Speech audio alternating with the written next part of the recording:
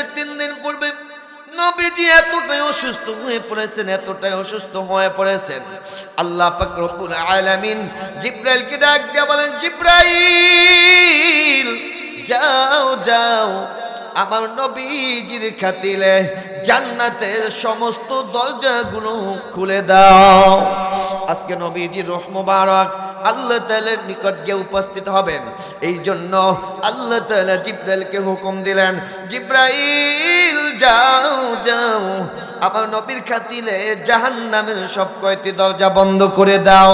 এবার আজরাইলকে ডাক দিয়ে বলে, আজরাইল যাও যাও আমার নবীর জান কবজ করো, তবে বিনা অনুমতিতে তার ঘরে প্রবেশ করিও না, হুকুম না পেলে আমার নবীজির জান কবজ করিও না।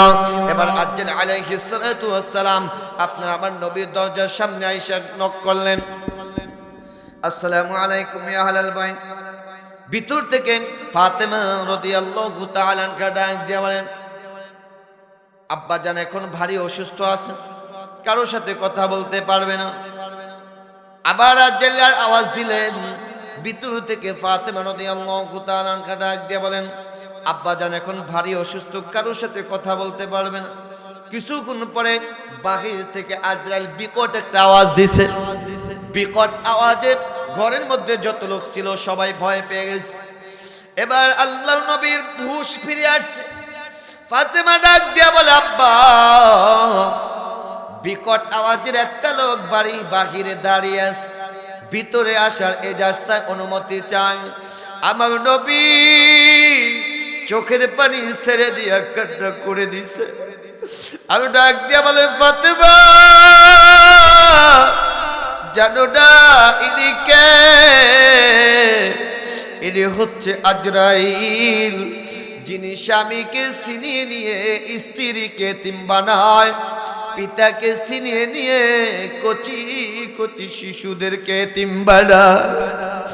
ইনি সেই মালাকুল মউত, তোমার বাবার জান কবজ করার জন্য আসছে।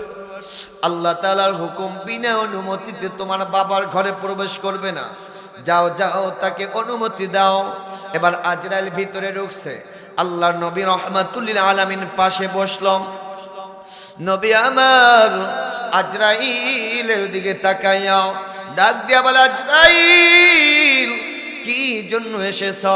আমার জান কবজ করতে এসেছো না আমার সাথে সাক্ষাৎ করার জন্য আসছো? আজরাইল ডাক দিয়া বলে, হুজুর আপনি যদি অনুমতি দেন আপনার জান কবজ করব, আর আপনি যদি অনুমতি না দেন বিনা দ্বিধায় আমি চলে যাব। এবার আজরাইল আলাইহিস সালাতু ওয়াস সালাম আল্লাহ নবীর জান কবজ করার জন্য কেবলমাত্র হাতটা নবীজির বুকের উপরে রাখছে। হাত রাখার সঙ্গে সঙ্গে নবীজির এই মৃত্যু যন্ত্রণায় কষ্টে শরীরের ভিতরে এক এক রূপ ধারণ করেছে। একবার নীল বর্ণ, আবার হলুদ বর্ণ ধারণ করেছে। কষ্টের কারণে নবীজির কপালটা পর্যন্ত ঘামে ভিজে গিয়েছে। নবী আমার ডাক দিয়া বলে, ভাই আজরাইল মৃত্যুর সময় সবাই নাকি এমন কষ্ট হয়ে থাকে কিনা? আজরাইল ডাক দিয়া বলে, হুজুর অন্যদের যেই পরিমাণ কষ্ট হয়ে থাকে তার 10 ভাগের 1 ভাগ আপনাকে দেওয়া হয় না। নবীর আমার চোখের পানি ছেড়ে দিয়া ডাক দিয়া বলে, ভাই আজরাইল আমার গুনাহগার উম্মতের মৃত্যুর সময় না জানি কেমন কষ্ট হয়। ও আজরাইল আমার গুনাহগার উম্মতের যেই পরিমাণ কষ্ট দিতে চাও সমস্ত কষ্ট আমি নবীকে দিয়ে দাও। আল্লাহু আকবার। আল্লাহ বলেন, ওয়াল্লাযীনা জাহাদু ফীনা লানাহদিয়ান্নাহুম সুবুলানা। যারা আমার রাস্তায় চলার জন্য চেষ্টা করে, আমার দিন মানার জন্য চেষ্টা করে, আমি আল্লাহ তাআলা তাদেরকে আমার পথে আসার জন্য তৌফিক দান করে দেই। সুবহানাল্লাহ বলেন। তাহলে যারা আসে নাই, এখানে বসে নাই, তাদেরকে আল্লাহ তৌফিক দেন না, এই জন্য আসতে পারে নাই। আপনি আমি চেষ্টা চালিয়েছি, আল্লাহর কাছে তৌফিক চেয়েছি, এই জন্য আমরা আসতে পেরেছি। এখন দোষ কার? হ্যাঁ যে আসার জন্য চেষ্টা করে না তার, ঠিক কিনা বলেন? আবার কিছু লোক আছে এরা দেখবেন আসবে, কিন্তু এখানে তো আর খিচুড়ির আয়োজন আছে কিছু লোক আছে যে খিচুড়ি যখন দিব তখন আইব, কথা কয় না। এক বক্তায় ওয়াজ শুরু করছে যে স্টেজে উঠে দেখে সামনে শ্রোতা নাই, কাদেরকে নিয়ে বয়ান করবে। এবার টেকনিক খাটাইয়া বক্তায় কয় শ্রোতা নাই, একটু টেকনিক খাটাই দেখি শ্রোতা আসেনি। এইবার বক্তায় বলতেছে সবাই পাইবেন, তাড়াহুড়া করে না, বইসে যান। এক লোক মাহফিলে আইসে ঘুরে পুইরা কেবল গিয়া কম্বল মুড়া দিয়ে ঘুমাইছে। এই মাইকের আওয়াজ এই কম্বলের নিচ দিয়ে ওনার কানের মধ্যে গিয়ে ঢুকছে। কিরে হপায় আইলাম, এর মধ্যে খিচুড়ি দে। কম্বলটা ফালাইয়া বিবিরে ডাক দিয়ে বলতেছে, রে বিবি তাড়াতাড়ি বালতি দে, খিচুড়ি দে। বালতি নিয়ে এমন দৌড় দিছে, সামনে গিয়া একটা সুপারি গাছের লগে টাক খাইয়া পড়ছে। মাজায় ব্যথা পাইয়া বাবা রে মা গড়ে কইয়া উঠে আবার সামনে গিয়া এমন দৌড় দিছে, খেজুর গাছের লগে টাক খাইয়া বাতির সামনে আইসে দেয়, হায় হায় হে লুঙ্গি সেই খেজুর গাছের লগে বাজ্যে রয়েছে। এমন কিছু খিচুড়ির আশেক আছে না নাই? যদিও আপনাদের দেশে নাই, এটা আমাদের দেশে আছে। তবে আমরা এখানে যারা এসেছি বসেছি, দুনিয়ার কোনো উদ্দেশ্য নয়, দুনিয়ার কাউকে রাজি খুশি করার জন্য নয়, দুনিয়ার কোনো আশা উপেক্ষায় না, একমাত্র কাকে খুশি করার জন্য। এখানে যতক্ষণ পর্যন্ত বসবো প্রত্যেকটা মুহূর্তে আল্লাহ তাআলা আপনার আমার আমল নামায় নেকি সওয়াব লিখে দিতেই থাকবেন। সুবহানাল্লাহ। বান্দা যখন মাহফিল শোনার জন্য বাড়ির থেকে রওনা করে,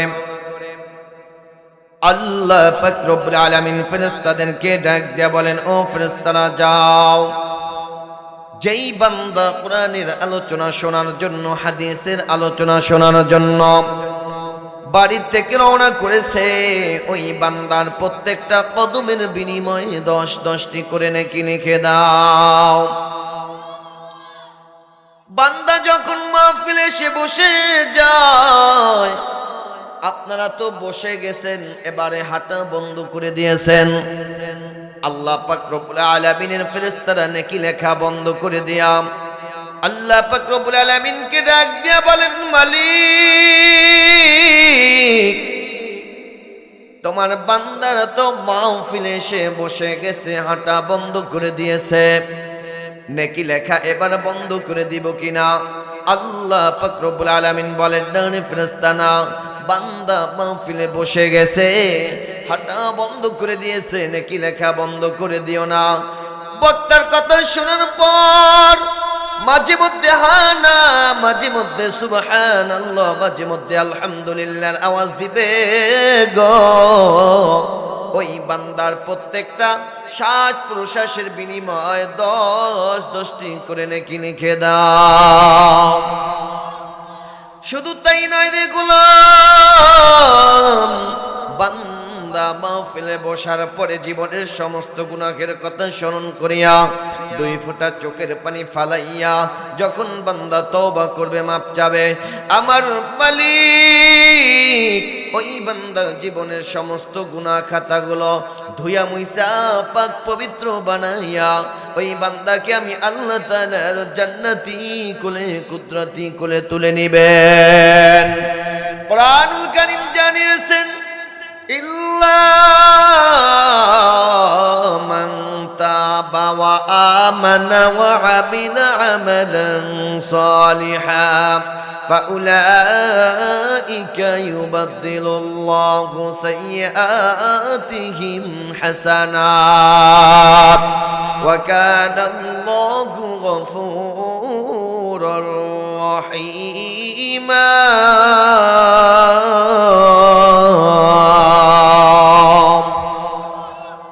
আল্লাহ বলেন, বান্দা যখন এখানে বসার পরে শেষ পর্যন্ত থাইকা গুনাহের কথা স্মরণ করিয়া অনুসূচিত হইয়া যখন বান্দা তওবা করবে, মাপ চাবে, আমি মালিক ওই বান্দার যতগুলো গুনাহ আছে, অপরাধ আছে বাদদালা ইউবাদদিলু তাবদিলা।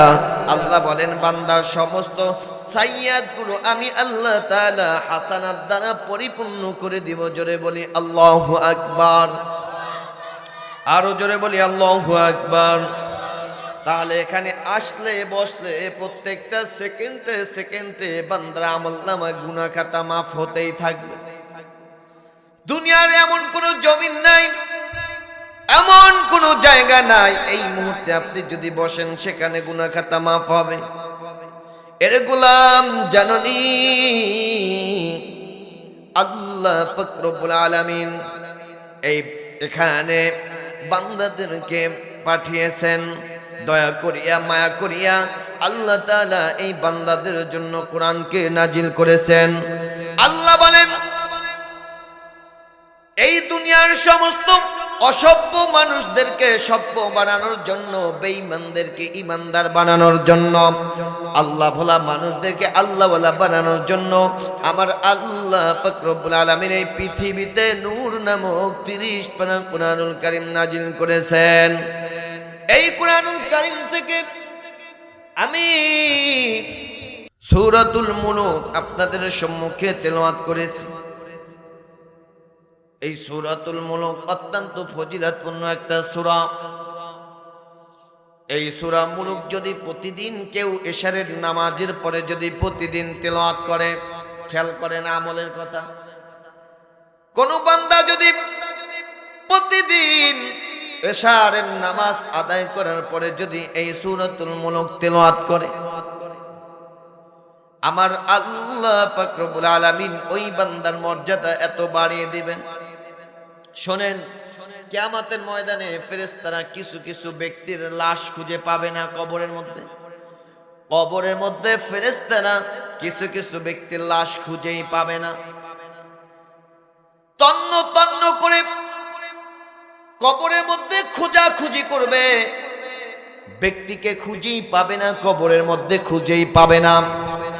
এমন সময় ফেরেশতারা আল্লাহ পাক রব্বুল আলামিনকে ডাক দিয়ে বলবেন, আয় আল্লাহ,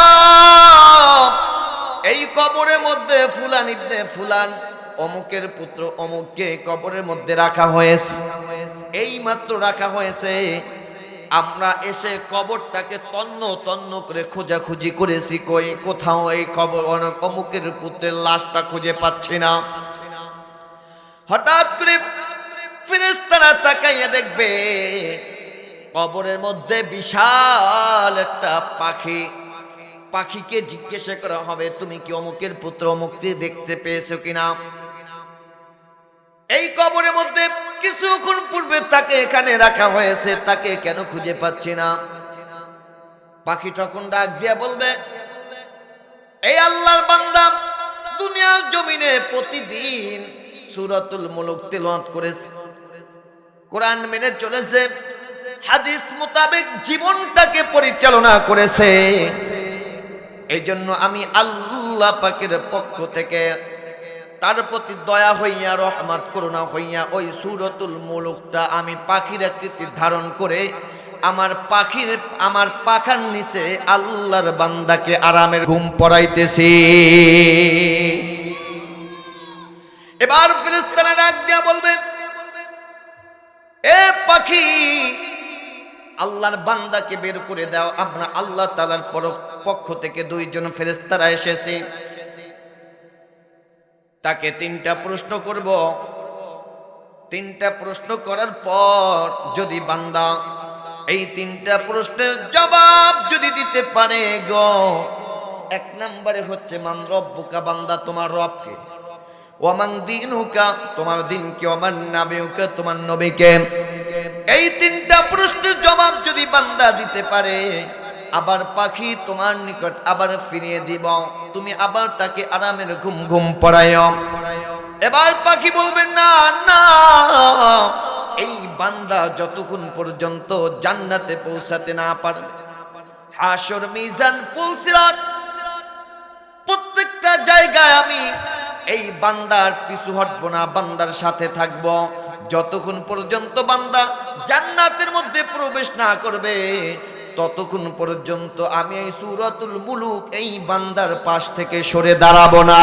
এমনকি আল্লাহ তাআলার সাথে ঝগড়া করে ডিভাইড করে এই বান্দাকে আল্লাহ তাআলা জান্নাত পর্যন্ত পৌঁছে দিব।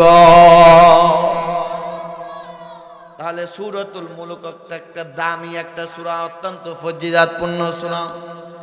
আজকে থেকে যারা কোরআনুল কারীম তিলাওয়াত করতে পারেন তাদের প্রতিজ্ঞা থাকবে, পণ থাকবে, আজকের পর থেকে প্রতিদিন এশারের নামাজের পরে সূরাতুল মুলুক তিলাওয়াত করবেন ইনশাআল্লাহ। বলেন, আজকের পর থেকে প্রতিদিন এশারের নামাজের পরে মাত্র 30টা আয়াত এই সূরাতুল মুলুকটা তিলাওয়াত করবেন। এখন আসেন এই সূরাতুল মুলকের ভিতরে আল্লাহ কি বলছেন। আল্লাহ বলেন, তাবারাকাল্লাযী বিয়াদিহিল মুলক, বরকতময় সেই আল্লাহ যার হাতে ক্ষমতা, বিয়াদিহিল মুলক যার হাতে ক্ষমতা। এবার একটু আওয়াজ দিয়া বলেন তো দেখি, সকল ক্ষমতার মালিক কে? ক্ষমতা কার হাতে? কোরআন জানিয়েছেন আন্নাল কুওয়াতা লিল্লাহি জামিআ, সকল ক্ষমতার চাবিকাঠি একমাত্র আল্লাহর হাতে। আমাদের সমাজে একটা কথা আছে, সকল ক্ষমতার মালিক জনগণ। আছে না নাই? না না, এটা শিরকি কথা। সকল ক্ষমতার মালিক জনগণ হতে পারে না। সকল ক্ষমতার মালিক একমাত্র কার হাতে? এটাই আল্লাহ বলছেন, কুলিল্লাহুম্মা মালিকাল মুলকি তুতিল মুলকা মান তাশা ওয়া তানজিউল মুলকা মিম্মান তাশা ওয়া তুইজ্জু মান তাশা ওয়া তুযিল্লু মান তাশা বিয়াদিকাল খায়রু ইন্নাকা আলা কুল্লি শাইইন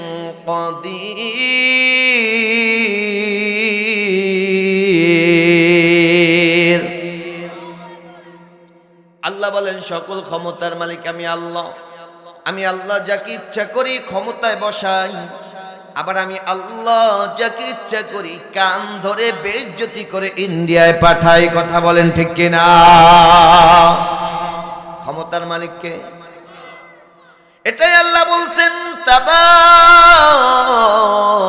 তাবারাকাল্লাযী বিয়াদিহিল মুলকু ওয়া হুয়া আলা কুল্লি শাইইন কাদির। বরকতময় সেই আল্লাহ যার হাতে ক্ষমতা। বান্দা জানুনি আমার আল্লাহ তাআলা কত ক্ষমতার মালিক, কত ক্ষমতার মালিক। আল্লাহ বলেন, ফালয়ানজুরিল ইনসানু মিম্মা খুলিকা।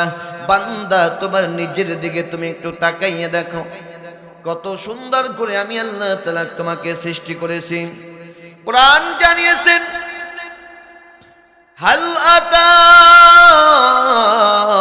আলাল ইনসানি ঈনুম মিনাদ দাহরি লাম ইয়াকুন শাইআম মাযকুরা। বান্দা, তোমার জীবনে কি এমন একটা সময় অতিবাহিত হয়নি যখন তুমি উল্লেখযোগ্য কোনো বস্তু হিসাবে পরিগণিত ছিলে না? তোমার নাম ছিল না, জ্ঞান ছিল না, কথা বলারও শক্তি ছিল না, কেউ তোমাকে জানতো না।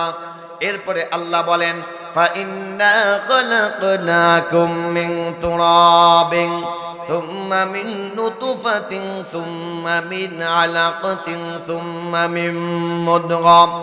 এর গোলাম, আমি আল্লাহ তাআলা তোমার মা বাবার এক ফোঁটা নাপাক পানি থেকে আমি আল্লাহ তাআলা তোমাকে সৃষ্টি করেছি। এই নাপাক পানি থেকে আমি আল্লাহ তাআলা রক্ত বানালাম। এরপরে আল্লাহ বলেন, ফাকাসাউনাল ইযামা লাহমা। এরপরে গোশত বানালাম। গোশত বানানোর পর আল্লাহ বলেন, ফি করারিম মাকিন। সুরক্ষিত একটা জায়গায় আমি আল্লাহ তাআলা তোমাকে রেখে দিলাম। এরপরে আল্লাহ বলেন,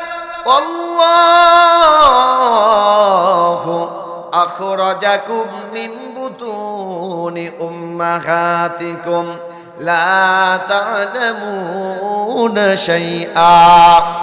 এরপরে তোমার মায়ের পেট থেকে বাচ্চার আকারে তোমাকে বের করে নিয়ে এসেছি রে বান্দা। তোমার কোনো নাম ছিল না, জ্ঞান ছিল না, কথা বলারও শক্তি ছিল না, কি খাবে সেটাও তুমি বলতে পারতে না। এই জন্য আমি আল্লাহ তাআলা ভালো করে জানি, দুনিয়ার কোনো আপেল খেতে পারতে না, দুনিয়ার কোনো কমলা খেতে পারবে না, দুনিয়ার কোনো রোস্ট বিরিয়ানি আপেল কমলা কিছুই খেতে পারবে না। এই জন্য আমি মালিক দয়া করিয়া মায়া করিয়া তোমার মায়ের বুকের মধ্যে এমন একটা খাবারের ব্যবস্থা করে রাখলাম রে বান্দা, দুনিয়ার ফ্লাক্সে যদি চা রাখা হয় 2 ঘন্টা 1 ঘন্টার বেশি গরম থাকে না। দুনিয়ার ফ্লাক্সে যদি দুধ রাখা হয় 2 ঘন্টা 1 ঘন্টার বেশি গরম থাকে না। তবে বান্দা জানো, আমি আল্লাহ তাআলা দয়া করিয়া মায়া করিয়া তোমার মায়ের বুকের মধ্যে এমন একটা খাবার রিজার্ভ করে রাখলাম রে বান্দা, একটা 2.5 বছর পর্যন্ত খাইবা। একটা মুহূর্তের জন্য বেশি নরম হবে না, বেশি গরম হবে না, ঠান্ডাও হবে না। একটু আওয়াজ দিয়া বলেন তো দেখি, এই খাবারটা দিয়েছেন কে?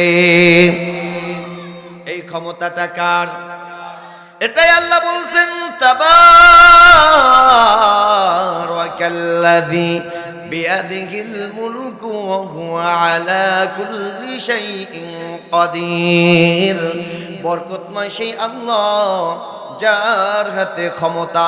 এবার শুনেন, বুঝলাম আল্লাহ তাআলা মায়ের পেটে খাবারের ব্যবস্থা করে দিয়েছেন বান্দা ছোট অবস্থায়। এরপরে দুনিয়াতে আসার পরে রিজিকের ক্ষমতা কার হাতে? দুনিয়ার কোন অর্থমন্ত্রীর হাতে আমার আল্লাহ তাআলা রিজিকের দায়িত্বটা দেয় না। পুলিশের হাতে যদি রিজিকের দায়িত্ব দিত, পুলিশ কি কোন, পুলিশের হাতে যদি রিজিকের দায়িত্ব দিত তাহলে পুলিশ নিজেই খাইতো। কথা কয় না?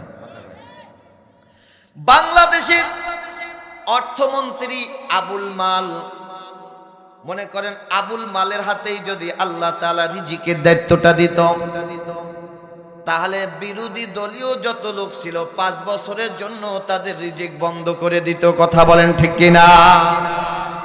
আবার বিএনপির কোন অর্থমন্ত্রীর হাতে যদি আল্লাহ তাআলা রিজিকের দায়িত্বটা দিত, তাদের দলের বাইরে যতগুলো লোক থাকতো সকলের জন্য 5 বছরের জন্য রিজিক বন্ধ করে দিত। কথা বলেন ঠিক কিনা?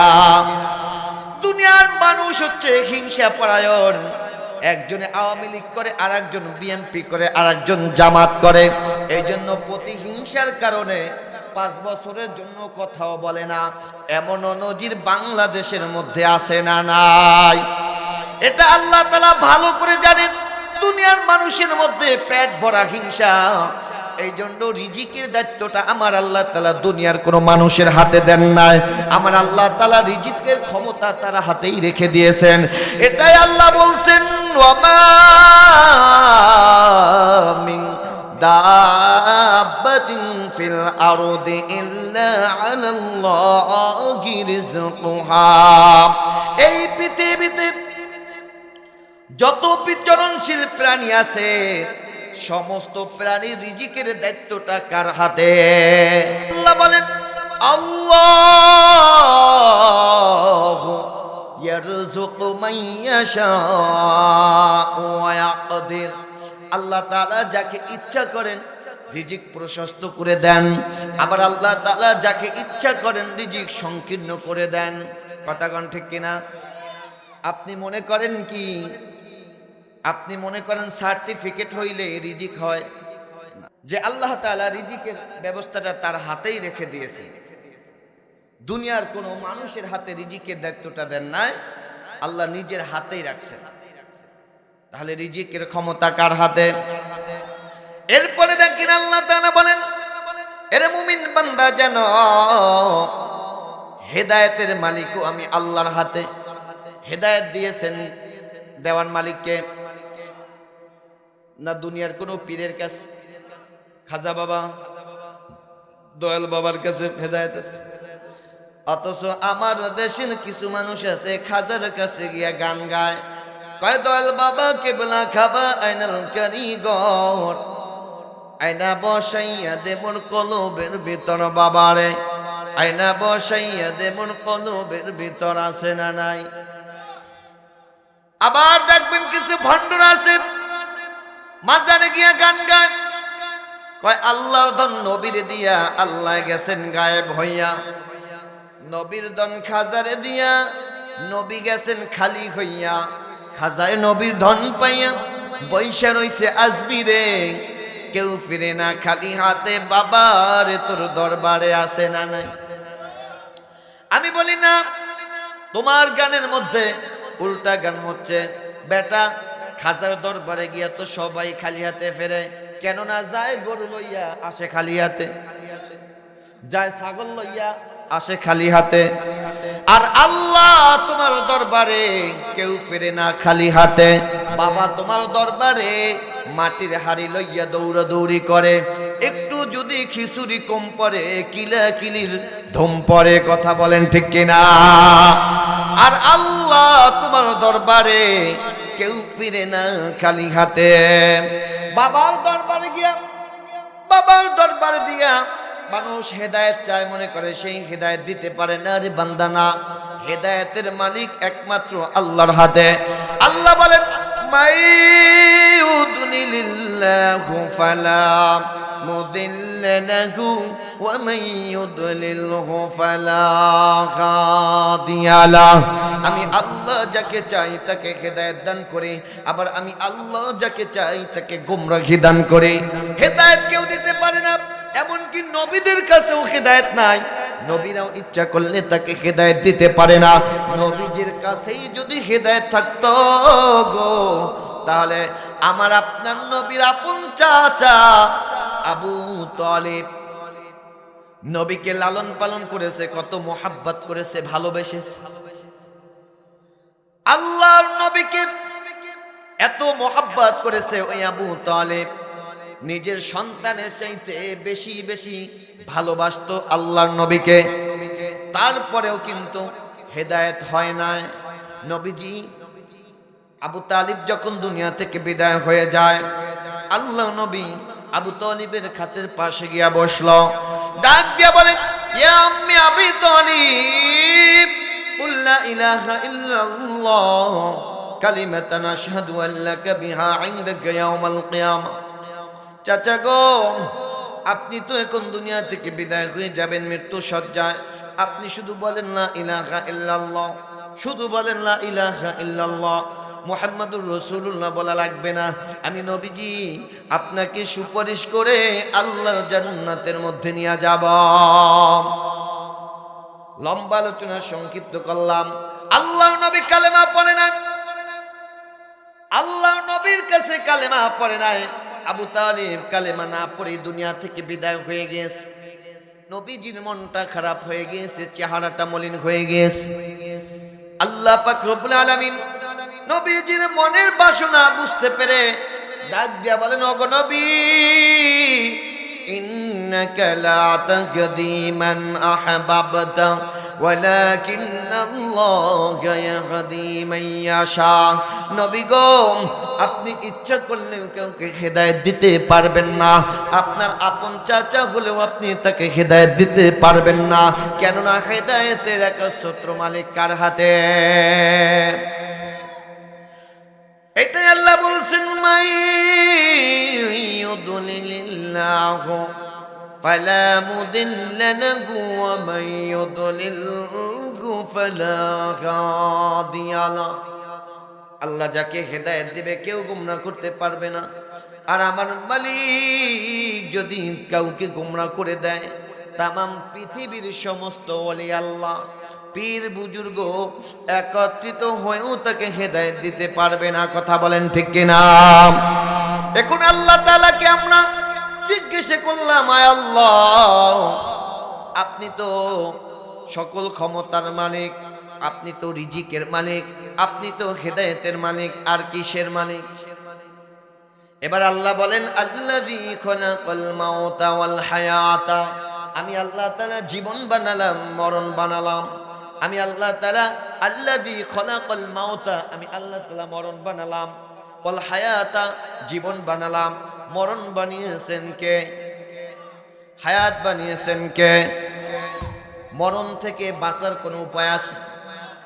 মরণ থেকে পালাও তুমি। এখন মানুষ দেখবেন মরণ থেকে বাঁচার জন্য কতই বাহানা করে, কতই চেষ্টা করে, তবে মরণ থেকে বাঁচার কোনো সুযোগ নাই।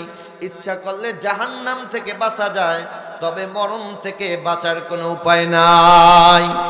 এটাই আল্লাহ বলছেন, আল্লাযী খলাকাল মাউতা ওয়াল হায়াতা, আমি আল্লাহ তাআলা মরণ বানালাম, জীবন বানালাম।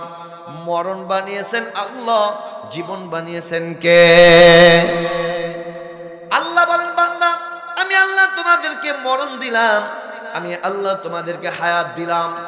হায়াত হচ্ছে আমাদের 5 প্রকার। কয় প্রকার?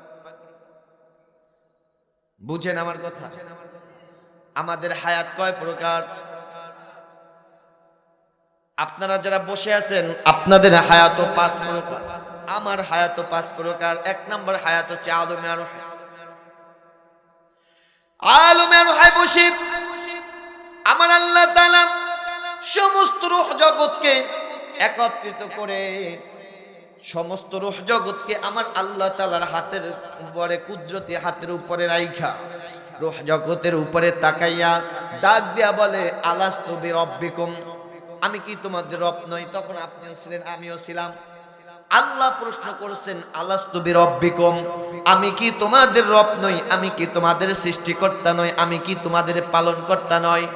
তখন আমরা সকলেই বলেছিলাম, বালা, হ্যাঁ আপনি আমাদের রব, আপনি আমাদের পালনকর্তা। আল্লাহ ডাক দিয়ে বলেন, না রে গোলাম, না, এই আলমে আরহায় সবাই একত্রিত বলছো, এখান থেকে কেউ মার্ক দেওয়া যাবে না। সবাই যদি একত্রিত ভাবে বলে, কেউ পয়রা বলছে, কেউ শূন্য বলছে, এখানে কেউ জান্নাত কেউ জাহান্নাম, এটা মার্ক করা যাবে না, এটা ফলাফল দেওয়া যাবে না। দুনিয়াতে যেতে হবে। দুনিয়াতে যাওয়ার পরে যেই বান্দা রব নামের উপরে ইস্তেকামাত থাকবে, দাঁড়িয়ে থাকবে, ওই বান্দার জন্য আমি আল্লাহ তাআলা জান্নাতুল ফেরদাউস প্রস্তুত করে রেখেছি। জোরে বলে সুবহানাল্লাহ। কুরআনুল কারীম জানিয়েছেন, ইন্নাল্লাযীনা ক্বালু রাব্বুনাল্লাহু ثم استقاموا تتنزل عليهم الملائكة ألا تخافوا ولا تحزنوا وأبشروا بالجنة التي كنتم توعدون।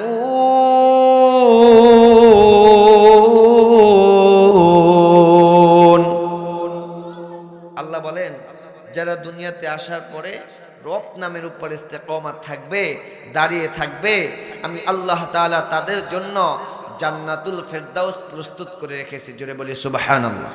তাহলে আমরা যে আলমে আরহায় বসে আল্লাহ তাআলাকে রব স্বীকার করে এসেছি, দুনিয়াতে আসার পরে এই রব নামটাকে যেন ভুলে না যাই, এজন্য আল্লাহ তাআলা প্রত্যেকটা জায়গায় জায়গায়, প্রত্যেকটা মোড়ে মোড়ে, প্রত্যেকটা জায়গায়, সেক্টরে সেক্টরে রব নামটা সেট করে দিয়েছেন। জোরে বলি সুবহানাল্লাহ।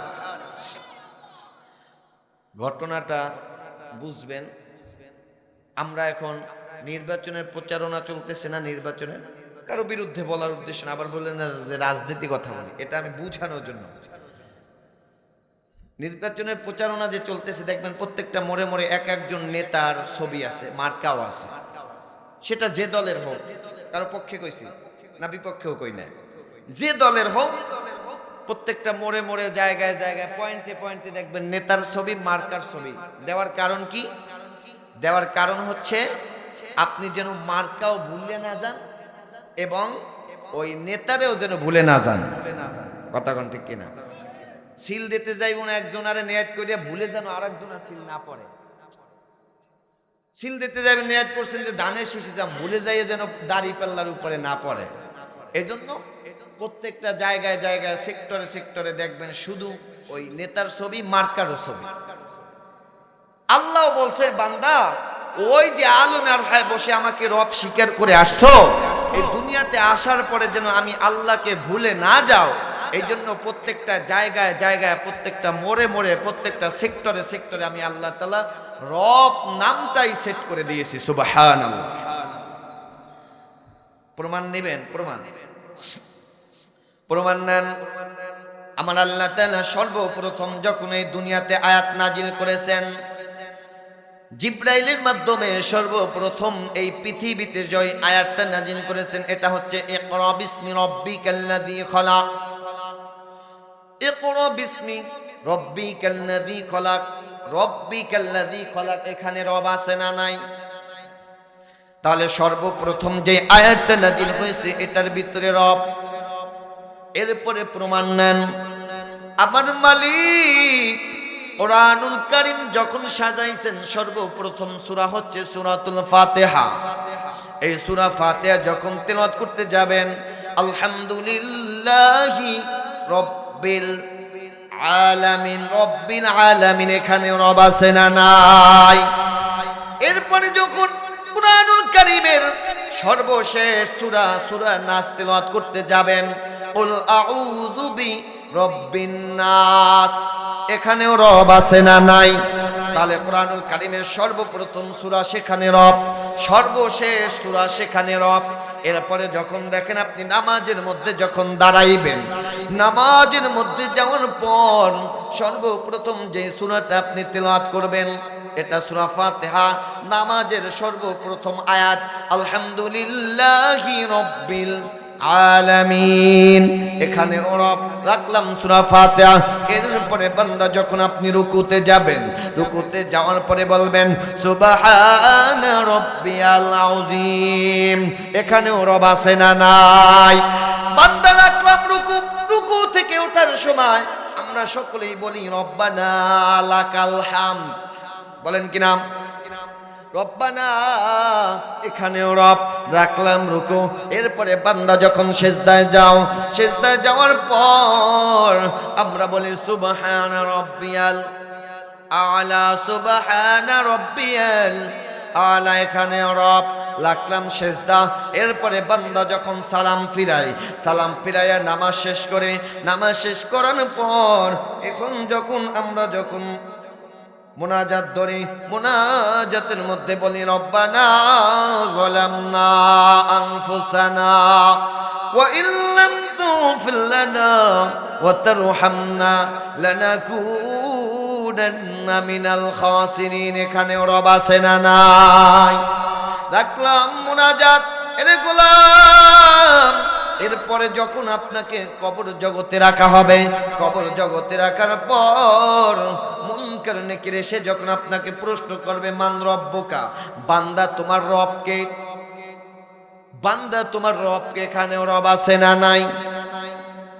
সব জায়গায় রব।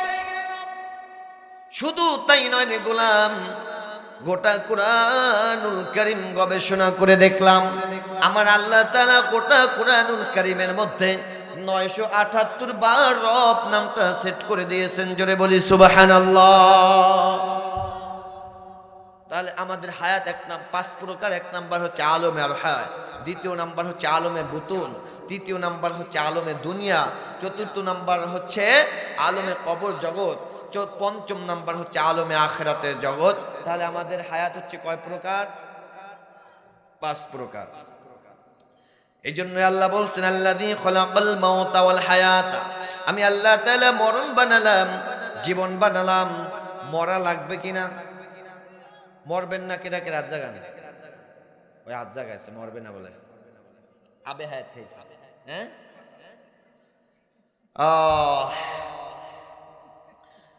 মরণ থেকে পালাও তুমি, মরণ তোমায় লইবে গিরি, যদিও সেথায় আকাশ পানে পালাও তুমি লাগিয়ে সিঁড়ি।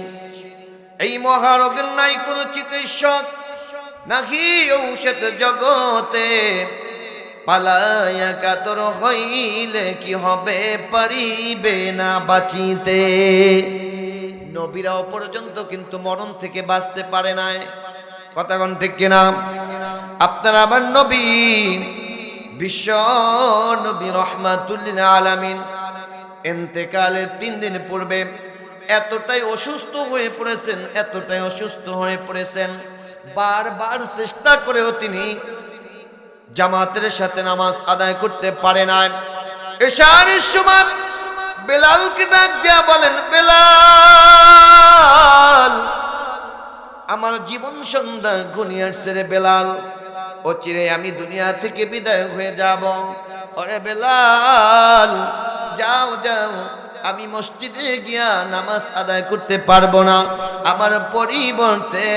আমার পরিবর্তে আবু বকরকে নামাজের ইমামতি করতে বলে দাও। এবার বেলাল রাদিয়াল্লাহু তাআলা আবু বকরকে ডাক দিয়া বলে, আবু বকর, আল্লাহ নবী, বিশ্ব নবী রাহমাতুল আলামিন মসজিদে এসে নামাজ আদায় করতে পারবে না, তার পরিবর্তে আপনাকে নামাজের ইমামতি করতে বলেছেন। এই কথা শোনার সঙ্গে সঙ্গে আবু বকর কান্না করতে করতে চোখের পানিতে বুক ভাসালেন। ডাক দিয়া বলে, বেলাল, আল্লাহর নবী মসজিদে এসে জামাতের সাথে নামাজ আদায় করতে পারবে না। আমার মন বলতেছে নবীজির পিছনে মনে হয় আর জীবনেও নামাজ আদায় করতে পারবো না। বেলাল এই কথা বলার পর আবু বকরের সাহস হচ্ছে না, বিশ্ব নবী যেখানে নামাজ আদায় করছেন সেখানে গিয়া আবু বকর ইমামতি করবেন।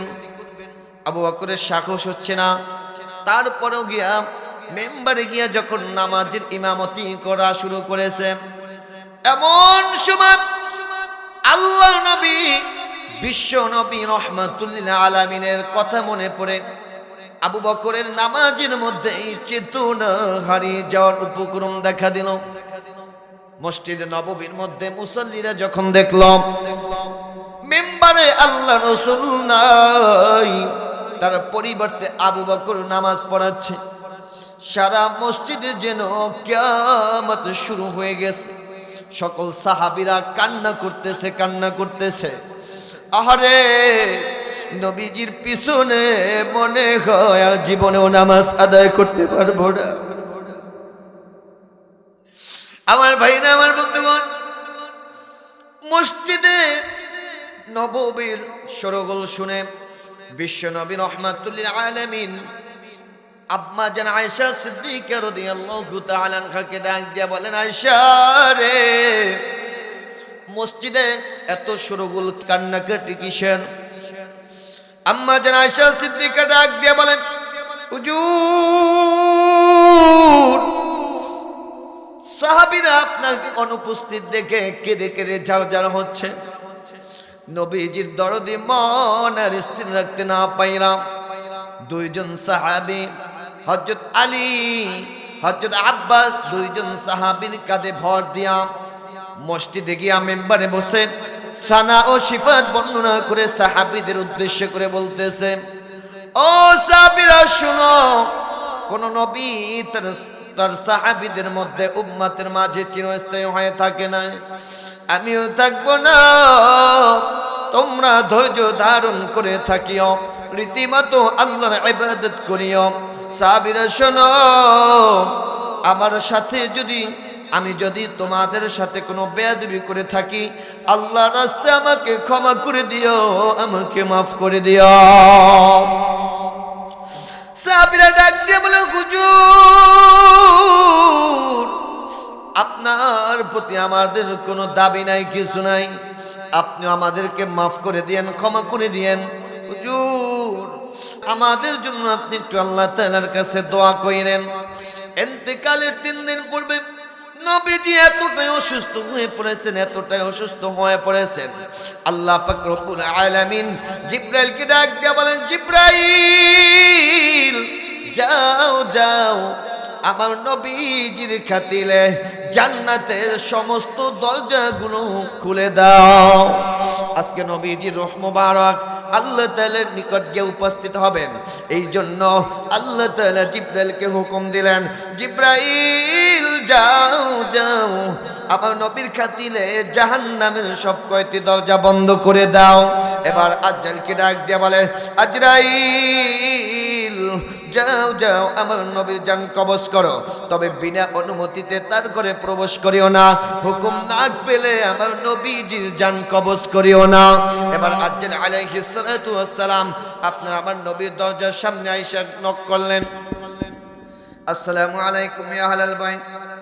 ভিতর থেকে ফাতেমা রাদিয়াল্লাহু তাআলা আনহা ডাক দিয়ে বলেন, আব্বা জান এখন ভারী অসুস্থ আছেন, কারোর সাথে কথা বলতে পারবে না। আবার আজ্জাল আওয়াজ দিলেন, ভিতর থেকে ফাতেমা রাদিয়াল্লাহু তাআলা আনহা ডাক দিয়ে বলেন, আব্বা জান এখন ভারী অসুস্থ, কারোর সাথে কথা বলতে পারবে না। কিছুক্ষণ পরে বাহির থেকে আজরাইল বিকট একটা আওয়াজ দিছে। বিকট আওয়াজে ঘরের মধ্যে যত লোক ছিল সবাই ভয় পেয়ে গেছে। এবার আল্লাহর নবীর হুঁশ ফিরে আসছে। ফাতেমা ডাক দিয়া বলে, আব্বা, বিকট আওয়াজের একটা লোক বাড়ি বাহিরে দাঁড়িয়ে আছে, ভিতরে আসার এজাজটা অনুমতি চায়। আমার নবী চোখের পানি ছেড়ে দিয়ে কান্না করে দিছে। আর ডাক দিয়া বলে, ফাতেমা জানো না ইনি কে? ইনি হচ্ছে আজরাইল, যিনি স্বামীকে ছিনিয়ে নিয়ে স্ত্রীকে এতিম বানায়, পিতাকে ছিনিয়ে নিয়ে কচি কচি শিশুদেরকে এতিম বানায়। ইনি সেই মালাকুল মউত, তোমার বাবার জান কবজ করার জন্য আসছে। আল্লাহ তাআলার হুকুম, বিনা অনুমতিতে তোমার বাবার ঘরে প্রবেশ করবে না। যাও যাও তাকে অনুমতি দাও। এবার আজরাইল ভিতরে ঢুকছে। আল্লাহর নবী রাহমাতুল লিল আলামিন পাশে বসলাম। নবী আমার আজরাইলের দিকে তাকাইয়া ডাক দিয়া বলে, আজরাইল কি জন্য এসেছ? আমার জান কবজ করতে এসেছো না আমার সাথে সাক্ষাৎ করার জন্য আসছো? আজরাইল ডাক দিয়া বলে, হুজুর আপনি যদি অনুমতি দেন আপনার জান কবজ করব, আর আপনি যদি অনুমতি না দেন বিনা দ্বিধায় আমি চলে যাব। এবার আজরাইল আলাইহিস সালাতু ওয়াস সালাম আল্লাহ নবীর জান কবজ করার জন্য কেবলমাত্র হাতটা নবীজির বুকের উপরে রাখছে। হাত রাখার সঙ্গে সঙ্গে নবীজির এই মৃত্যু যন্ত্রণায় কষ্টে শরীরের ভিতরে এক এক রূপ ধারণ করেছে। একবার নীল বর্ণ, আবার হলুদ বর্ণ ধারণ করেছে। কষ্টের কারণে নবীজির কপালটা পর্যন্ত ঘামে ভিজে গিয়েছে। নবী আবার ডাক দিয়া বলে, ভাই আজরাইল, মৃত্যুর সময় সবাই নাকি এমন কষ্ট হয়ে থাকে কিনা? আজরাইল ডাক দিয়া বলে, হুজুর অন্যদের যেই পরিমাণ কষ্ট হয়ে থাকে তার 10 ভাগের 1 ভাগ আপনাকে দেওয়া হয় না। নবীর আমার চোখের পানি ছেড়ে দিয়া ডাক দিয়া বলে, ভাই আজরাইল, আমার গুনাহগার উম্মতের মৃত্যুর সময় না জানি কেমন কষ্ট হয়। ও আজরাইল, আমার গুনাহগার উম্মতের যেই পরিমাণ কষ্ট দিতে চাও সমস্ত কষ্ট আমি নবীকে দিয়ে দাও। আল্লাহু আকবার। তাহলে মৃত্যুর সময় কপাল ঘেমে যাওয়া এটা হচ্ছে মুমিনের মৃত্যুর ভালো আলামত। কথা কয় না? মৃত্যুর সময় কপাল ঘেমে যাওয়া মুমিনের মৃত্যুর ভালো। জান্নাতি মৃত্যুর আলামত কয়টা? 6টা। সবাই বলেন কয়টা? আমাদের মা বা আত্মীয় স্বজন অনেকে মারা যায়, তাদের মৃত্যুর সময় দেখবেন এই 6টা আলামত পাওয়া যায় কিনা। যদি 6টা আলামত পাওয়া যায় তাহলে বুঝে নেবেন ওই ব্যক্তির মৃত্যুটা জান্নাতি মৃত্যু হয়েছে। সুবহানাল্লাহ বলেন। জান্নাতি মৃত্যু আলামত কয়টা? 6টা। 1 নম্বরে হচ্ছে আত-তুআ ফিল লিসান ফি লা ইলাহা ইল্লাল্লাহ। মৃত্যুর সময় কারো যদি কালেমা নসিব হয়, যদি আওয়াজ করে পড়তে পারে লা ইলাহা ইল্লাল্লাহ, বুঝে নেবেন ওই ব্যক্তির মৃত্যুটা সাধারণ কোনো মৃত্যু হয় নাই, ওই ব্যক্তির মৃত্যুটা জান্নাতি মৃত্যু হয়ে গেছে। এজন্য নবীজি বলেছেন, মান কানা আখিরু কালামিহি লা ইলাহা ইল্লাল্লাহ দাখালাল জান্নাহ। যেই ব্যক্তির জীবনের শেষ কথাটা হবে লা ইলাহা ইল্লাল্লাহ, নবীজি বলেছেন দাখালাল জান্নাহ, ওই ব্যক্তি আল্লাহর জান্নাতের মধ্যে প্রবেশ করবে। জান্নাতি মৃত্যুর দ্বিতীয় নাম্বার আলামত, আল্লাহ নবী বলেছেন আল মাউতু ইয়ামুতু বিআরাকিল জাবিন। কোন মুমিন যখন মারা যাবে তার কপালে হাত বুলিয়ে দেখবেন তার কপাল ঘেমে গেছে কিনা। যদি মুমিনের কপাল ঘেমে যায় বুঝে নেবেন ওই ব্যক্তির মৃত্যুটাও সাধারণ কোনো মৃত্যু হয় নাই, ওই ব্যক্তির মৃত্যুটাও জান্নাতি মৃত্যু হয়ে গেছে। এই জন্য আপনার বাবা মা, আত্মীয় স্বজন, ভাই ব্রাদার, দাদা দাদি যখন মারা যাবে আপনি তার কপালে হাত বুলিয়ে দেখবেন তার কপালটা ঘেমে গেছে কিনা। যদি কপাল ঘেমে যায় ওই ব্যক্তির বুঝে নেবেন সাধারণ কোনো মৃত্যু হয় নাই, ওই ব্যক্তির মৃত্যুটা জান্নাতি মৃত্যু হয়ে গেছে। জান্নাতি মৃত্যুর কয় নাম্বার আলামত? তৃতীয় নাম্বার আলামত, আল্লাহ নবী বলেছেন, নবীজি বলেছেন মা মিন মুসলিমিন ইয়ামুতু ইয়াউমুল জুমআ আও লাইলাতাল জুমআ ইল্লা ওয়াকাহুল্লাহুল ফিতনাতাল কবর। আল্লাহ নবী বলেছেন কেউ যদি জুমার দিনে মারা যায় অথবা জুমার রাত্রিতে মারা যায়, জুমার দিনে অথবা জুমার রাত্রিতে যদি কারো মৃত্যু হয় ওই ব্যক্তির মৃত্যুটাও সাধারণ কোনো মৃত্যু নয়, ওই ব্যক্তির মৃত্যুটাও জান্নাতি মৃত্যু হয়ে যায়। জান্নাতি মৃত্যু চতুর্থ নম্বর আলামত, আল্লাহ নবী বলেছেন আল মাউতু আলা আমালি সালিহ। কেউ যদি নেক কাজ করতে করতে যদি দুনিয়া থেকে বিদায় হয়, ভালো কাজ করতে করতে যদি কেউ দুনিয়া থেকে বিদায় হয়ে যায় ওই ব্যক্তির মৃত্যুটাও সাধারণ কোনো মৃত্যু নয়, ওই ব্যক্তির মৃত্যুটাও জান্নাতি মৃত্যু হয়ে যায়। কোরআন জানিয়েছেন ইন্নাল্লাযীনা আমানু ওয়া আমিলুস সালিহাতি কানাত লাহুম জান্নাতুল ফিরদাউসি নুজুলা। কেউ যদি ঈমান আনে এবং আমলে সালেহ করে ওই ব্যক্তির জন্য আল্লাহ তাআলা জান্নাতুল ফিরদাউস প্রস্তুত করে রেখেছেন। জোরে বলে সুবহানাল্লাহ। তাহলে জান্নাতি মৃত্যু চতুর্থ নম্বর আলামত হচ্ছে আমলে সালেহ করতে করতে নেক কাজ করতে করতে মৃত্যুবরণ করা, এটা জান্নাতি মৃত্যুর আলামত। জান্নাতি মৃত্যুর তৃতীয় নম্বর পঞ্চম নম্বর আলামত, আল্লাহ নবীজি বলেছেন কেউ যদি আল মাউতু ফি সাবিলিল্লাহ, কেউ যদি আল্লাহর রাস্তায় শহীদ হয়, আল্লাহর রাস্তায় কেউ যদি জীবন দেয় ওই ব্যক্তির মৃত্যুটাও সাধারণ কোনো মৃত্যু নয়, ওই ব্যক্তির মৃত্যুটাও জান্নাতি মৃত্যু হয়ে যায়। জান্নাতি মৃত্যুর 6 নম্বর আলামত, আল্লাহর নবীজি বলেছেন কেউ যদি সীমান্ত পাহারা দিতে গিয়ে মৃত্যুবরণ করে, ইসলামিক রাষ্ট্র পাহারা দিতে গিয়ে কেউ যদি মারা যায়, দেশ রক্ষা করতে গিয়ে কেউ যদি শহীদ হয়ে যায় ওই ব্যক্তির মৃত্যুটাও সাধারণ কোনো মৃত্যু নয়, নবীজি বলেছেন ওই ব্যক্তির মৃত্যুটাও জান্নাতি মৃত্যু হয়ে যায়। জোরে বলি সুবহানাল্লাহ। তাহলে জান্নাতি মৃত্যুর আলামত কয়টা? 6টা। এবার আসেন জাহান্নামী মৃত্যুর আলামত আছে 5টা। জাহান্নামী মৃত্যুর আলামত কয়টা? 5টা। এই 5টা আলামত যদি কারো মধ্যে পান তাহলে বুঝবেন ওই ব্যক্তির মৃত্যুটা জাহান্নামী মৃত্যু হয়েছে। আবার কিছু কিছু লোক আছে অনেকে মনে করে, এই যে আমি ওদিনকে সিরাজগঞ্জে গেছিলাম মাহফিলে, একটা লোক 10 বছর পরে কবর থেকে উঠাইছে, উঠানোর পরে এই কবরের মধ্যে উঠানোর পরে এই লোকটাকে একেবারে রক্ষিত পাইছে, কোনো সমস্যা হয় না, কোনো কিছু হয় না, একেবারে মনে হয় যেন 1 সপ্তাহ আগে এই লোকটাকে কবরের মধ্যে রাখছে।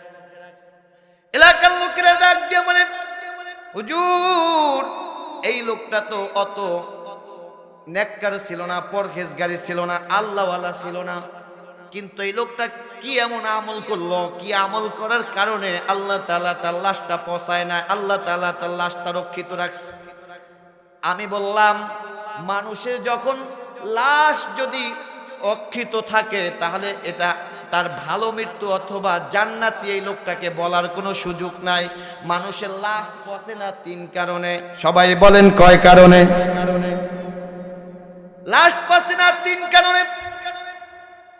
1 নাম্বার হচ্ছে আমার মালিক যাদেরকে এই লাশ পচবেও না, গলবেও না, এমনকি মাটি ভক্ষণ করতেও পারবে না। তারা হচ্ছেন নবী। কথা কয় না?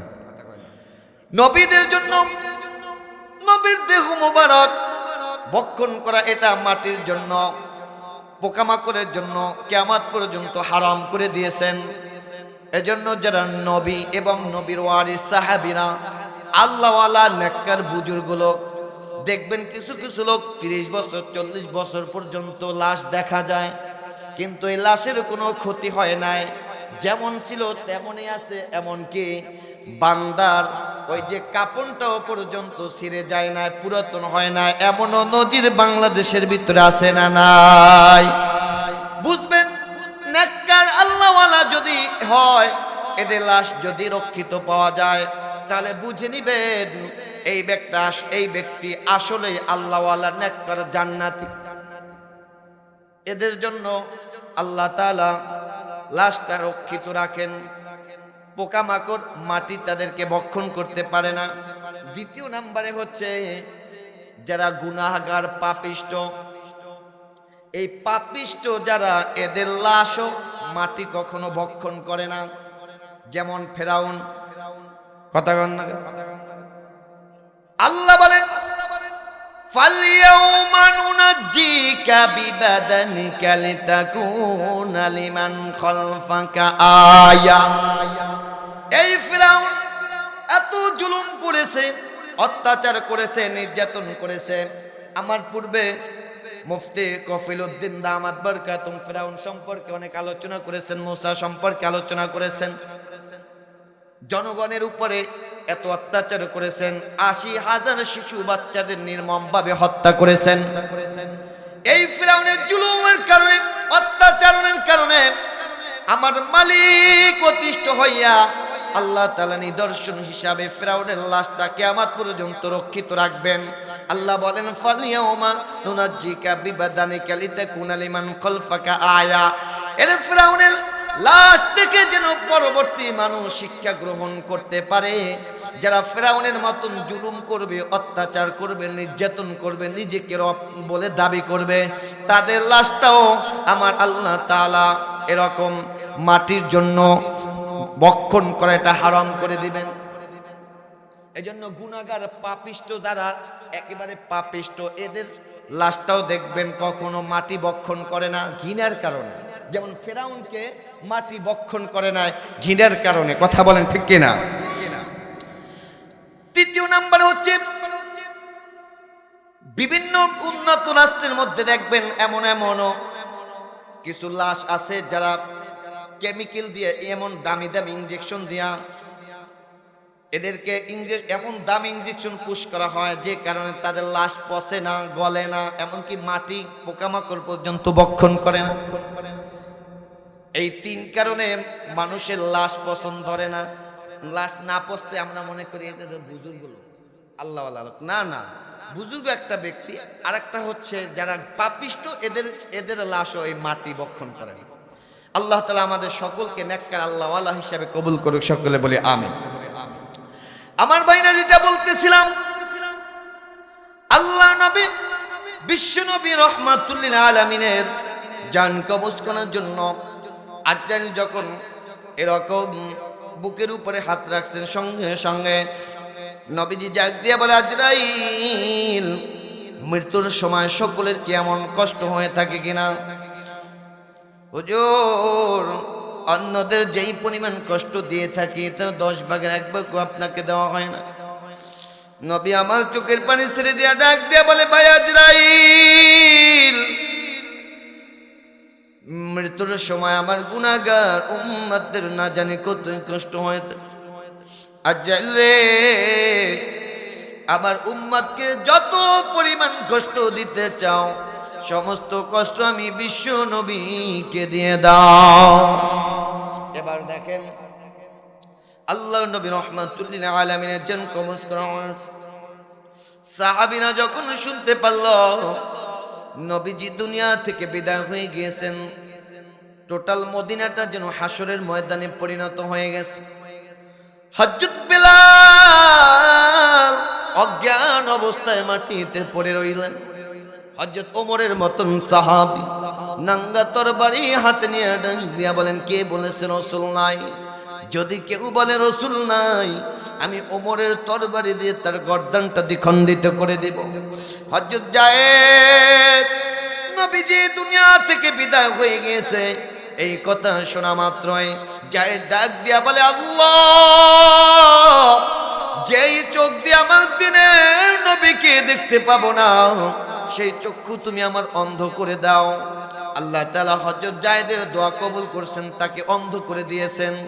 শুধু তাই নয়, হযরত আবু বকরের মতন সাহাবী, যেই সাহাবী সম্পর্কে বলা হয়েছে আরহামু বি উম্মতি আবু বকর, আমার আবু বকর হচ্ছে নরম দিলওয়ালা সাহাবী। এ আবু বকর রোদন করতে করতে আল্লাহ নবী বিশ্ব নবী রাহমাতুল লিল আলামিনের চেহারা মোবারক থেকে চাদর সরাইয়া ডাক দিয়া বলে, হুজুর, আমি আবু বকরের জীবনের বিনিময়ে যদি আপনাকে মৃত্যুর গ্রাস থেকে যদি রক্ষা করা যেত, আমি আবু বকরের জীবনটা আপনি নবীর জন্য কোরবানি করে দিতাম। হঠাৎ করে তাকাইয়া দেখে আল্লাহর নবীর ঠোঁট মোবারক নড়াচড়া করতেছে। হযরত আবু বকর নবীজির ঠোঁটের কাছে ঠোঁট লাগাইয়া শোনে, নবী আমার বলতেছে, রব্বি হাবলি উম্মতি, রব্বি হাবলি উম্মতি, রব্বি হাবলি উম্মতি, উম্মতির রে বিদায় হয়ে গেলাম, বিদায় হয়ে গেলাম। আমার ভাইরা, হযরত বেলালের মতন সাহাবী, এই বেলাল বিছানাপত্র নিয়ে রওনা করেছেন সিরিয়ার শাম দেশে। হযরত আবু বকর ডাক দিয়ে বলে, বেলাল কোথায় যাও? বিছানাপত্র নিয়ে কোথায় রওনা দিয়েছ? বেলাল চোখের পানি ছেড়ে দিয়া ডাক দিয়ে বলে, আবু বকর, যেই মদিনায় আমার দিনের নবীকে দেখতে পাবো না, সেই মদিনা আমি বেলাল থাকবো না। নবীজি স্যার আমি মদিনাকে সহ্য করতে পারবো না। বেলাল চলে গেছে সিরিয়ার শাম দেশে।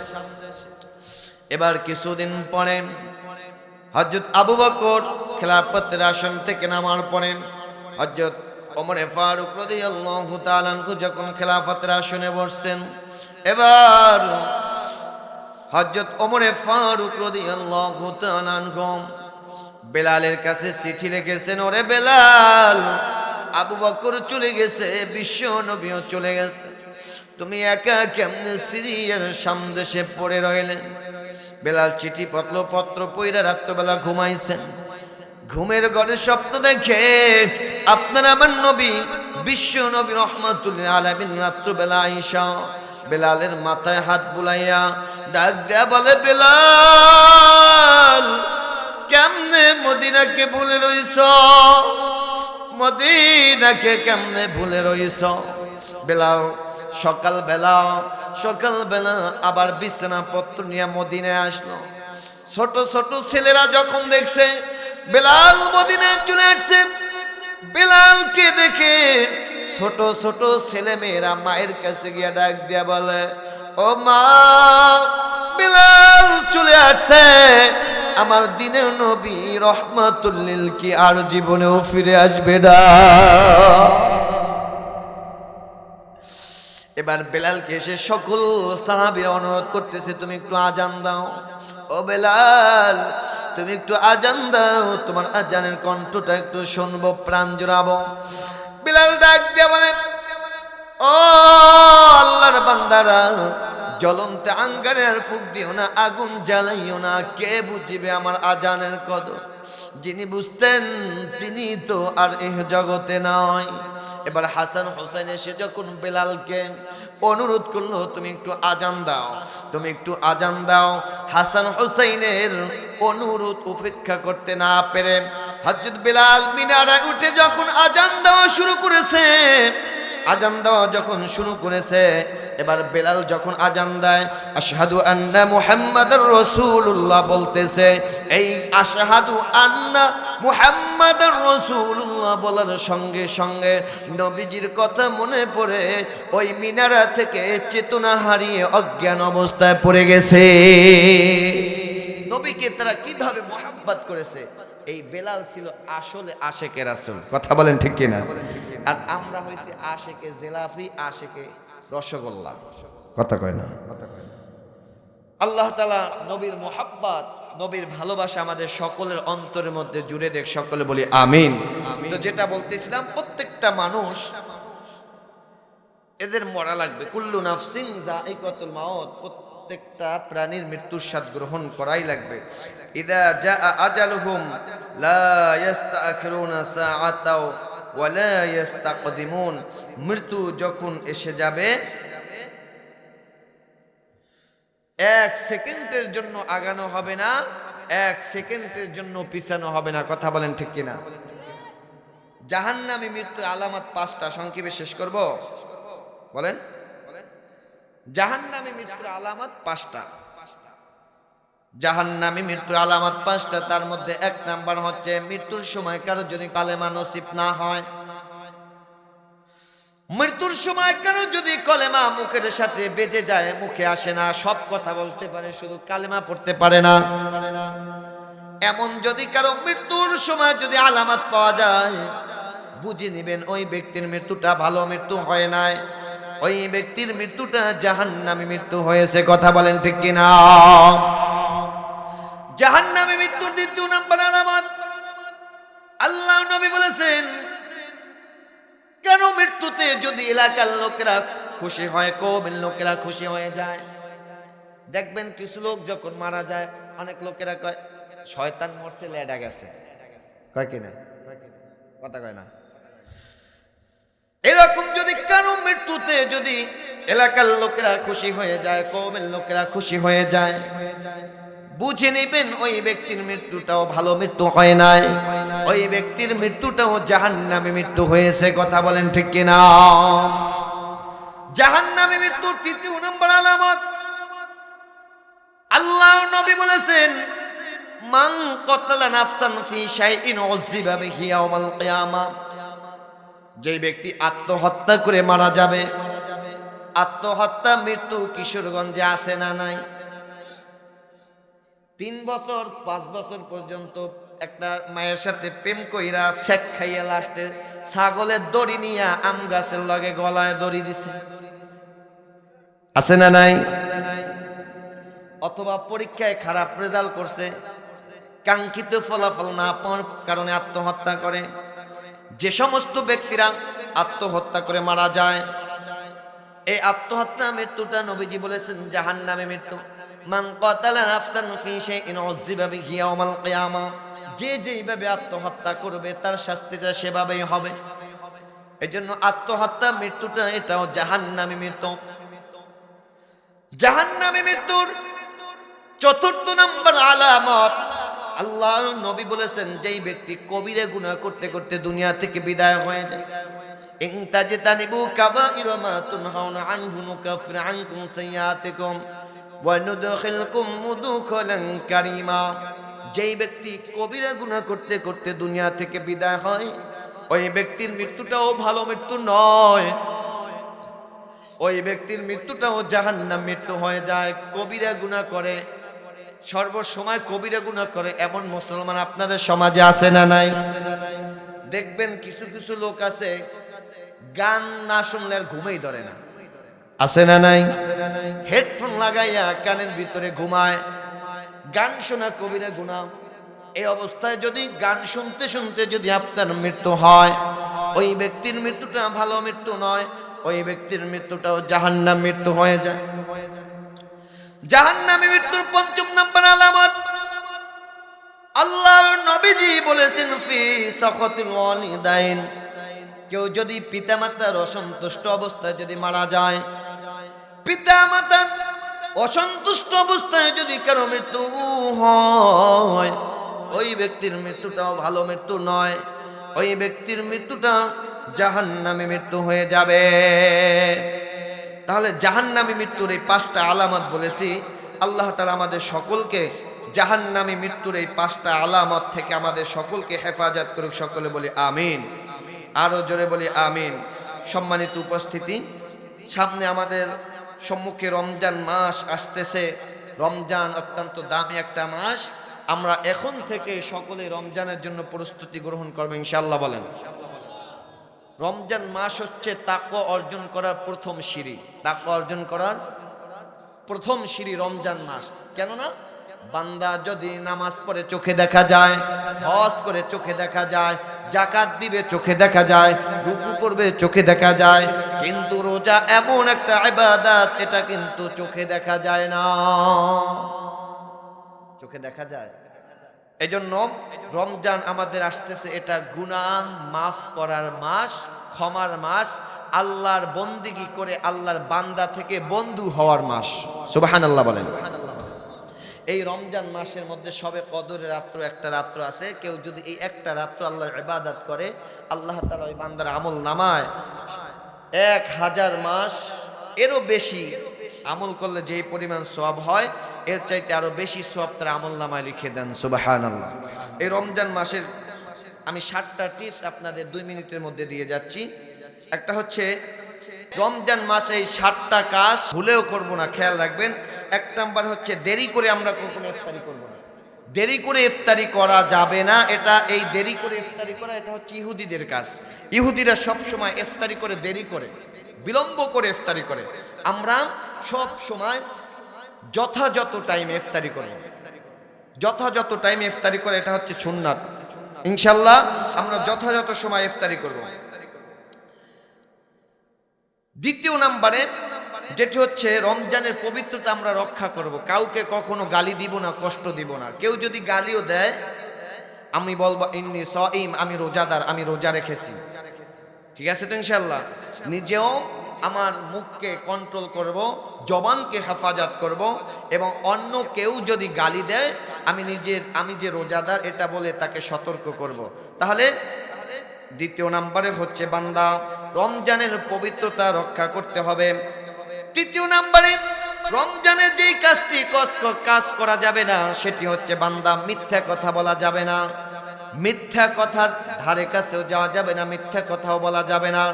কেননা রমজান রোজা রাখার জন্য যেই ব্যক্তি মুখ কন্ট্রোল করতে পারে না, যৌনতা কন্ট্রোল করতে পারে না, বান্দা কান কন্ট্রোল করতে পারে না, ওই ব্যক্তির রোজাও রাখা হয় না। কথা বলেন ঠিক কিনা? এজন্য বান্দা মিথ্যা বলা থেকে হেফাজত করতে হবে, মিথ্যা বলা যাবে না। চতুর্থ নম্বরে যেই কাজটি করা যাবে না, সেটি হচ্ছে বান্দা অপচয় করা যাবে না। আমরা দেখি রমজান মাসে ইফতারি করতে গিয়ে অনেক অপচয় করে ফেলি, যেটা প্রয়োজনের বেশিও খেয়ে ফেলি, অথবা খাই তো যতটুকু খাই তার চাইতে বেশি ফালাই। ঠিক কিনা বলেন? এই অপচয় করা যাবে না। পঞ্চম নম্বরে যেই কাজটি করা যাবে না, লোক দেখানো কোনো ইবাদত করা যাবে না। ইবাদত করতে হবে, রোজা রাখতে হবে, তারাবি পড়তে হবে, নামাজ পড়তে হবে, তাহাজ্জুদ পড়তে হবে। কার জন্য? ইন্না সলাতি ওয়া নুসুকি ওয়া মাহইয়ায়া ওয়া মামাতি লিল্লাহি রাব্বিল আলামিন। আমার নামাজ, আমার রোজা, আমার কুরবানি সব কিছু নিবেদিত হবে একমাত্র আল্লাহর জন্য। 6 নম্বরে যেই কাজটি করা যাবে না, সেটা হচ্ছে ব্যবসায়ী দ্রব্য মূল্যের দাম বাড়ানো যাবে না। বিশেষ করে ব্যবসায়ী ভাইদের আছেন, রমজান মাস আসলেই দ্রব্য মূল্যের দাম বাড়াইয়া রোজাদারকে কষ্ট দেওয়া হয়, এটা করা যাবে না।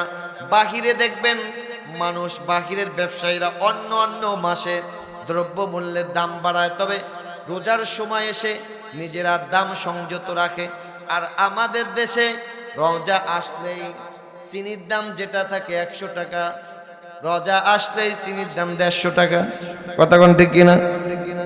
এটা করাও যাবে না। 7 নম্বরে যদি কাজ করা যাবে না, অধীনস্থ যারা আছেন তাদের উপরে কষ্ট দেওয়া যাবে না, তাদের প্রতি কষ্ট আরো কমিয়ে দিবেন। ফুল দিনের কাজ অর্ধেক দিনে নিয়ে আসবেন। এই 7টি কাজ রমজান মাসে করা যাবে না। এবং আল্লাহ তাআলা রমজান মাসে আমাদের সকলের গুনাহ খাতা মাফ করে আল্লাহর বান্দা থেকে বন্ধু হওয়ার তৌফিক দান করুক। সকলে বলি আমিন।